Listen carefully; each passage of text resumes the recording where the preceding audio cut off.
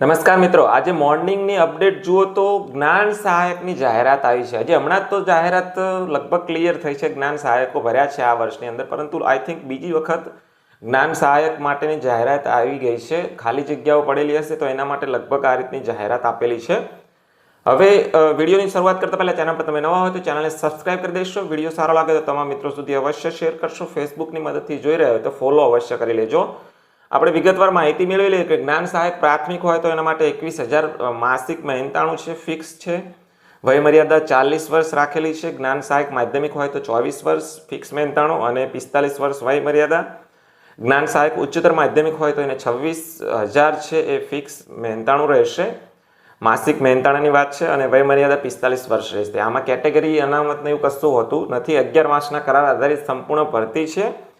કયા કયા પ્રકારની શાળાઓ માટે આવી છે એ ખાસ અગત્યનું છે. સરકારી પ્રાથમિક શાળાઓ હોય, સરકારી ઉચ્ચતર માધ્યમિક હોય, ત્યાર પછી જે અનુદાનિત કહી શકો માધ્યમિક અને ઉચ્ચતર માધ્યમિક એ શાળાઓ માટે પણ છે. આશ્રમ શાળાઓ માટે છે. માધ્યમિકની જે આશ્રમ શાળાઓ હોય, પ્રાથમિકની આશ્રમ શાળાઓ, લગભગ તમામ પ્રકારની જે પ્રાથમિક માધ્યમિક અને ઉચ્ચતર માધ્યમિક શાળાઓ છે તમામને આવરી લેવામાં આવી છે. અને તમામ શાળાઓમાં જેટલી પણ જગ્યા છે એના માટે જ્ઞાન સહાયક માટેની જે જાહેરાત છે એ આજે આવી ગઈ છે. સંપૂર્ણ જાહેરાત છે એ 11 માસના કરાર આધારિત છે અને વય મર્યાદા છે એ ઓનલાઈન અરજી કરવાની છેલ્લી તારીખ સુધી ગણાશે. એટલે ત્યાં કટ ઓફ જે વય મર્યાદા માટેની ડેટ રાખેલી છે. બંને માટેની વેબસાઇટ છે એ અલગ અલગ છે. પ્રાથમિક માટે અને માધ્યમિક અને ઉચ્ચતર માધ્યમિક માટે બંને માટે અલગ અલગ છે. એ બંનેની વેબસાઇટ છે એ તમને વિડીયો ડિસ્ક્રિપ્શનમાં મળી જશે, એટલે ત્યાંથી તમે જોઈ શકશો. આ માટેની જે આવશ્યક લાયકાત છે, વય મર્યાદા છે, નિમણૂકનો પ્રકાર, મહેનતાણું, કેટલીક શરતો, બોલીઓ, આ બધાનો વિગતવાર છે એ પીડીએફ્સો આપેલી છે અને આ બંને વેબસાઇટ પર મૂકેલી જશે.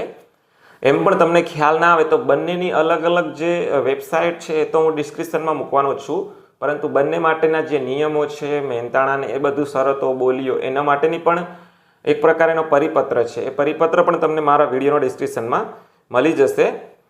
હવે ટપાલ, રૂબરૂ, કુરિયર મારફતે આ રીતની એપ્લિકેશનો સ્વીકારવામાં નહીં આવે. આપણને ખબર છે કે ઓનલાઈન જ ફોર્મ ભરવાનું છે. ચાલુ જ્ઞાન સહાયક હોય એમને ઓનલાઈન ફોર્મ ભરવું હોય તો એ ભરી શકે છે, પરંતુ એના માટે એમને પછી સંતોષકારક કામગીરીનું પ્રમાણપત્ર આવે, કંઈક અપલોડ કરવાની પ્રોસેસ આવે છે. જ્યારે તમે પાછું સ્થળ પસંદગી માટે જશો ત્યારે રાજીનામું ત્યાં લઈ જવું પડશે. આવી બધી પ્રોસેસ હોય છે. એટલે અહીં તમારા પ્રશ્નનું સોલ્યુશન થઈ ગયું છે.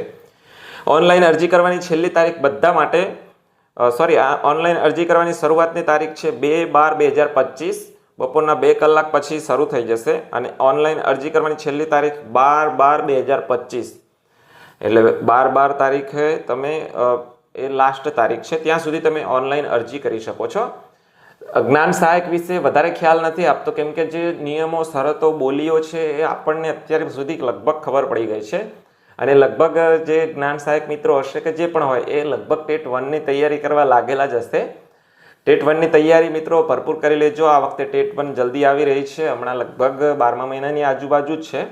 તો ટેટ 1નો સંપૂર્ણ અભ્યાસક્રમ પણ મેં ચેનલ પર મૂકેલો છે અને ટેટ 1ની તૈયારી કેવી રીતે કરવી એના માટે પણ અગાઉ 1-2 વિડીયો બનાવેલા છે. તો ચેનલ પર નવા હોય તો ચેનલને સબસ્ક્રાઇબ કરી દેશો. વિડીયો વિશે કોઈ પણ ખ્યાલ ના હોય તો કમેન્ટ બોક્સની અંદર અવશ્ય કમેન્ટ કરજો. વિદ્યા સહાયક ભરતીને લગતા A to Z વિડીયો મારા ચેનલ પર મુકાયેલા છે અને મારી ચેનલ અલગથી વિદ્યા સહાયક ભરતી માટે પ્લેલિસ્ટ પણ બનાવેલું છે. તો એમાં પણ 300 સમથિંગ વિડીયો બનાવેલા છે.